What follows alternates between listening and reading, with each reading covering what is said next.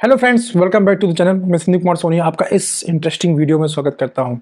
आज बात करूंगा जो नए स्टार्टअप है उनके अंदर जो मेडिकल रिप्रेजेंटेटिव काम करते हैं, या फिर आपका स्टार्टअप है तो आप खुद ही जो है एज ए मेडिकल रेप जाके काम कर रहे हैं। दोनों ही केस के अंदर हमें जो सबसे ज़्यादा प्रॉब्लम फेस करने को मिलता है फ्रेंड, वो ये है कि स्टार्टअप के साथ में डॉक्टर हमको इतना ज़्यादा रिस्पेक्ट नहीं देता है, इतना ज़्यादा हमको एंटरटेन नहीं करता है। बिकॉज ऑफ दैट रीजन जो प्रिस्क्रिप्शन हमें आना चाहिए या स्टार्टिंग में एक बिजनेस चाहिए वो हमको बिजनेस नहीं मिलता है, राइट। ये बहुत सारे लोगों के साथ में प्रॉब्लम है। खासतौर पे प्रॉब्लम और ज़्यादा बढ़ जाती है जब मैं एज ए मेडिकल रिप्रेजेंटेटिव किसी स्टार्टअप कंपनी के अंदर, किसी न्यू कंपनी के अंदर, या किसी ने पीसीडी ले रखा है और मुझको एज ए एमआर हायर कर लिया है, उस केस के अंदर मैं काम करने जाता हूँ तो बिजनेस नहीं आता है, राइट। ये बहुत बड़ी प्रॉब्लम है और हम बहुत ज़्यादा इसके अंदर उलझ जाते हैं। कई बार स्ट्रेस भी बहुत ज़्यादा होता है कि यार 2 महीना हो गया काम करते हुए, 3 महीना हो गया काम करते हुए, लेकिन बट अभी तक मेरा कुछ शुरुआत ही नहीं हुआ, कुछ 2-4 क्या बोलते हैं बिजनेस ही नहीं, मेरा बोनी नहीं हुई जिसको बोलते हैं, राइट।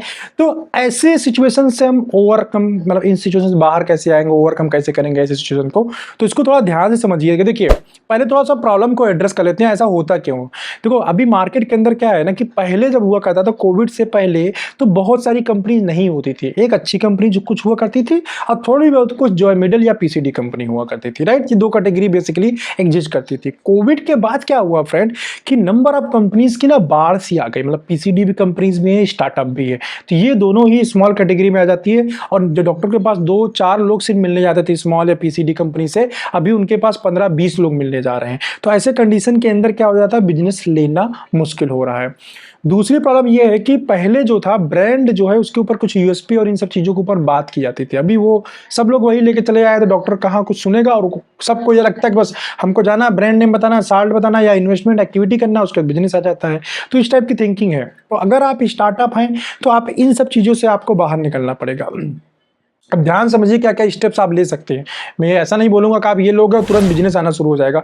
मार्केट में कंपटीशन है, जबरदस्त कंपटीशन है। तो ये स्टेप जो मैं बता रहा हूँ इससे कहीं ना कहीं आपको राहत मिलेगी। एक उम्मीद है कि आप इससे बिजनेस जनरेट कर पाएंगे। सबसे पहला इंपॉर्टेंट चीज है वो है अपना रेपुटेशन। जब तक आप अपने रेपुटेशन को इंक्रीज नहीं करेंगे तब तक बिजनेस नहीं ले पाएंगे, ठीक है। तो अब रेपुटेशन इंक्रीज करने के लिए हम क्या क्या कर सकते हैं, एक ब्रांड वैल्यू को डेवलप करने के लिए हम क्या कौन कौन से स्टेप्स ले सकते हैं।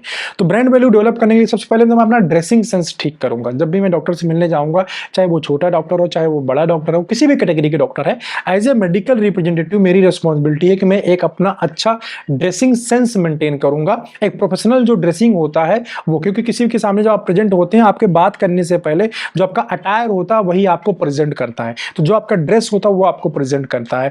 आपको आपके ड्रेसिंग को देख के ही ना वैसा ही माइंड के अंदर माइंडसेट बनता है। तो पहला काम तो ये है कि जो प्रोफेशनल ड्रेसिंग है, regular pant shirt, dark colour का पैंट एंड लाइट कलर का शर्ट। अगर विंटर सीजन है, जैसे अभी बहुत गर्मी पड़ रही है तो नहीं, बट अगर विंटर सीजन है, यस, आपको वहां पे टाई वियर करना चाहिए। आपके शूज पॉलिश्ड होने चाहिए। आपका जो शू का कलर होना चाहिए वही आपके बेल्ट के साथ मैच करना चाहिए। जो बेल्ट कलर होना चाहिए आपके वॉच के साथ मैच करना चाहिए। ऐसा सिस्टम है। अब इसको बेल्ट एंड शूज को आप मैच करा सकते हो अगर वॉच नहीं मैच होती है तो, राइट। बट इतना आपको फॉलो करना चाहिए। एक पेन पॉइंटर आपके जेब में होना चाहिए। तो पहला काम तो ये करना है। देखो, ब्रांड वैल्यू आपको खुद से मेंटेन करना पड़ेगा। दूसरा काम क्या कर सकते हैं वो है आपके विजुअलेट की डिटेलिंग। अभी विजुअलेट की डिटेलिंग की मैं बात करूं तो आप बोलोगे सर हाँ डॉक्टर डिटेलिंग तो सुनता नहीं है। यस, एब्सोल्युटली राइट, डॉक्टर देखो डिटेलिंग नहीं सुनता है। लेकिन डॉक्टर अगर डिटेलिंग नहीं भी सुनता है ना, अगर आपको अपने ब्रांड का नॉलेज नहीं है ना फ्रेंड, तो कभी भी आप कॉन्फिडेंटली जो अपना टॉक है ना 2 ही लाइन बोलोगे तो वो कॉन्फिडेंटली आप डिलीवर नहीं कर पाएंगे। बिकॉज ऑफ दैट रीजन आपका जो डिटेलिंग होना चाहिए ना वो बहुत थोरो होना चाहिए। जैसे मैं यहाँ पे एक ब्रांड का एग्जाम्पल, ये एक ब्रांड है, पेंटाप्रोजोल का ब्रांड है। तो इसके अंदर आप देखो तो ये ब्रांड है, ये साल्ट है। 2 चीज के अलावा इसके नीचे बहुत सारी चीजें यहाँ पे दी गई है। अब ये 2 चीजें जो दी गई है ना, इसको बहुत अच्छी तरीके से आपको प्रैक्टिस करने की जरूरत है। और इन पॉइंट को तो डॉक्टर को ये सब चीजें मालूम है, ये सब सुनेगा नहीं। लेकिन ये किस लिए है, आप अपने ब्रांड को ना बहुत अच्छी तरीके से समझ सको। जब डॉक्टर चैम्बर के अंदर आप जाओगे ना, जब इस ब्रांड को आप डिटेल करेंगे, जब इसके बारे में आप कुछ भी बात करेंगे, तो ब्रांड नेम, साल्ट नेम, 2 ही नेम वो सुनेगा, बाकी तो देखो सुनेगा नहीं। बाकी चीजें ना सुनाना होता है। अब वो सुनाने का जब तक आपको याद नहीं रहेगा आप सुना नहीं पाओगे। आप विजुअलेट से देख के बताओगे वो सुनेगा ही नहीं, बोलेगा ब्रांड नेम बताओ, साल्ट नेम बताओ, क्योंकि हजारों लोग वही चीज बता के जा रहे हैं ना। तो आप कुछ स्पेशल नहीं बताने वाले हो। तो कुछ स्पेशल बताने के लिए आपको ये जो बेसिक चीजें दी गई है ना, इसको पढ़ना पड़ेगा। इसके साथ में जब भी आपको खाली टाइम मिलता है डॉक्टर चैम्बर के बाहर वेटिंग एरिया के अंदर, या रात को लेटे हुए हो, सो रहे हो, उस समय थोड़ा सा, जैसे अभी ये पेंटाप्रोजोल की मैं बात कर रहा था, तो पेंटाप्रोजोल में क्या होता है कि पीपीआई है, एक प्रोटॉन पंप इनहिबिटर है, एंटासिड है एक प्रकार का।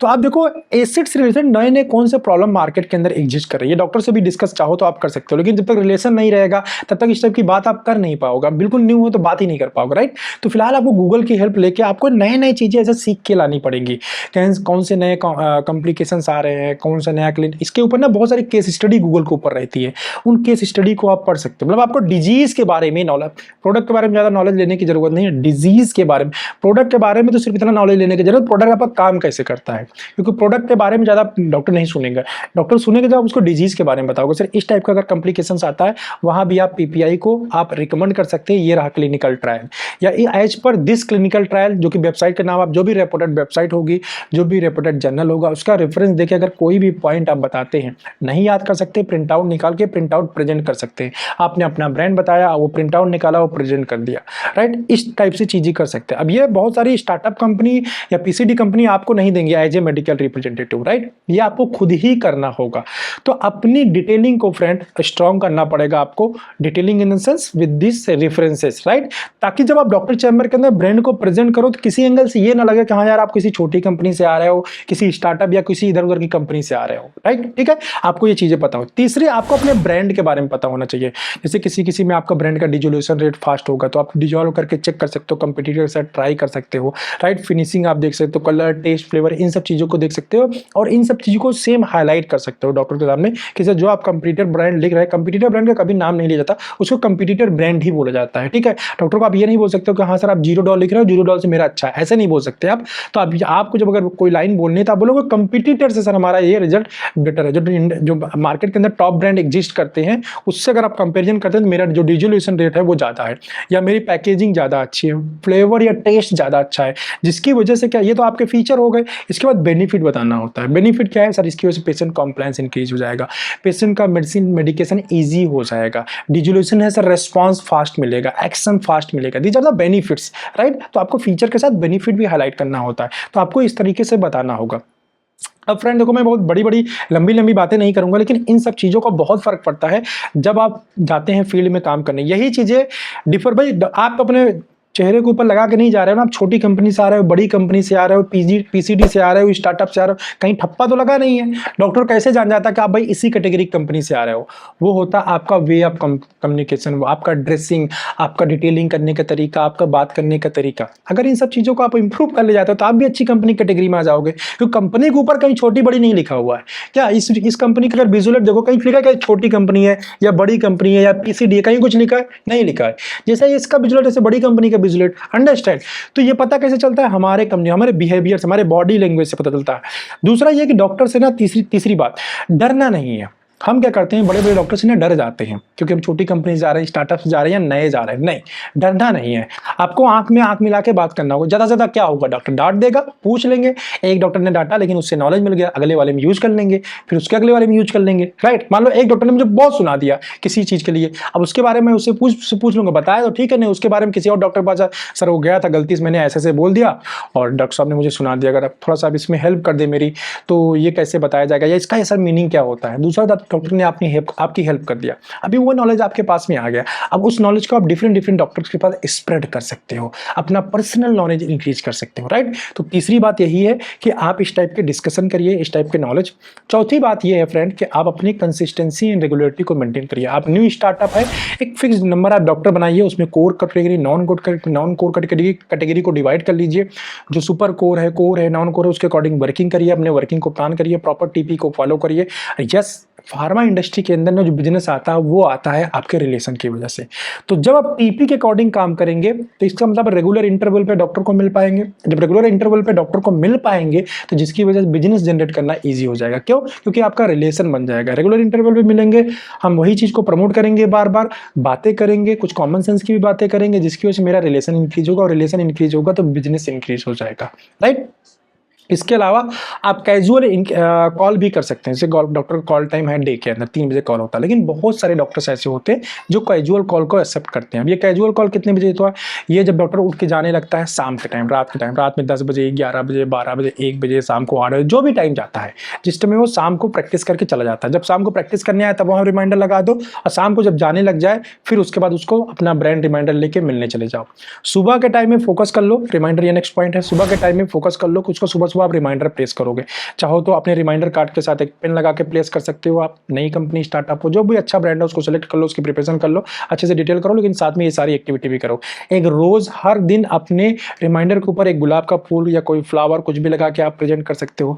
रिमाइंडर कार्ड हाथ से डिजाइन करो, कुछ अच्छा अट्रैक्टिव चीजें उसके ऊपर डिजाइन कर सकते हो। मतलब एक अच्छा रिमाइंडर कार्ड जो डॉक्टर के अटेंशन को ग्रैब करे। डॉक्टर आता है, टेबल पे जाके बैठता है, तो रिमाइंडर कार्ड पे ऐसा कुछ बना हुआ है तो इमीडिएटली डॉक्टर क्या करता है? अटेंशन ग्रैब करता है, राइट। जब अटेंशन ग्रैब करेंगे आप, जो आपका रिमाइंडर कार्ड अटेंशन ग्रैब कर लेगा, तो उसकी वजह से ब्रांड जो रिकॉल वैल्यू होगी ना डॉक्टर के माइंड के अंदर, वो बढ़ जाएगा। और ये छोटी छोटी जो एक्टिविटीज होती है ना, इसके अलावा इन्वेस्टमेंट की मैं एक्टिविटी कर बात करूँ कि भाई टॉवल खराब है, नेम प्लेट खराब है, छोटी छोटी जो भी आपको दिखता है ऐसे करते हैं। तो ये बड़े डॉक्टर छोटे डॉक्टर के लिए दोनों है। ये डिस्पेंसर डॉक्टर, प्रिस्क्रिप्शन डॉक्टर दोनों के लिए है, सभी के लिए मैं बोल रहा हूँ। अंडरस्टैंड?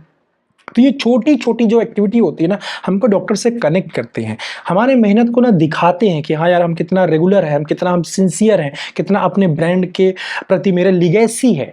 तो इन सब चीज़ों से क्या होता है, डॉक्टर का ट्रस्ट जो होता है ना वो डेवलप होता है। देखो शुरू शुरू में आप आ रहे हो, शुरू शुरू में अभी 4 महीने के बाद छोड़ के भाग जाओगे, 2 महीने के बाद छोड़ के भाग जाओगे, ये ट्रस्ट कैसे डेवलप करोगे? तो ये ट्रस्ट डेवलप होता है कि आप अपने ब्रांड के प्रति ना कितना ज़्यादा डेडिकेट है, अपने वर्क के प्रति कितना ज़्यादा डेडिकेशन है। इसकी वजह से ना हमें ये सारी चीजें पता चलती हैं। अंडरस्टैंड? तो ये छोटी छोटी टिप्स, इसके अलावा बहुत सारे वीडियोस का लिंक मैं डिस्क्रिप्शन में दे दूंगा, how to generate a prescription. But just startup के साथ में, पीसीडी के साथ में शुरू में ये प्रॉब्लम आती है। तो ये जो मैंने आपको स्टेप बताया, 4-5 स्टेप, इनको आप फॉलो करिए, कंसिस्टेंसी रखिए फ्रेंड, अपने ऊपर कॉन्फिडेंस रखिए, विश्वास रखिए, हारिए मत। बिजनेस यहाँ सबको मिलता है, जो मेहनत करता है, जो रिलेशन डेवलप कर लेता है, और जो थोड़ा सा कॉमन सेंस रखता है कहाँ क्या बोलना है, बस इतनी चीजें रख लीजिए, इसके साथ काम करिए। डेफिनेट सी बात है आपको सफलता मिलेगी और आप जो है आगे बढ़ोगे। परेशान ना हो, हैरान ना हो, हमेशा मोटिवेटेड रहो और नई नई चीजें सीखते रहो। ठीक है, चलो बस इस वीडियो में इतना ही।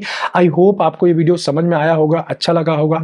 अच्छा लगा हो तो एक लाइक कर दीजिएगा, और कोई समस्या है कमेंट कर दीजिएगा। कोशिश करूंगा उसके ऊपर वीडियोस के थ्रू आपको एजुकेट करने का, आपके प्रॉब्लम का सोल्यूशन देने का, जो भी मेरे लिए बेस्ट पॉसिबल हो पाएगा, राइट। और चैनल पर नए हो तो सब्सक्राइब करके जरूर जाइएगा, क्योंकि ऐसी इन्फॉर्मेटिव वीडियोज़ मैं आपके लिए लेके आता रहता हूँ। ठीक है, बाय।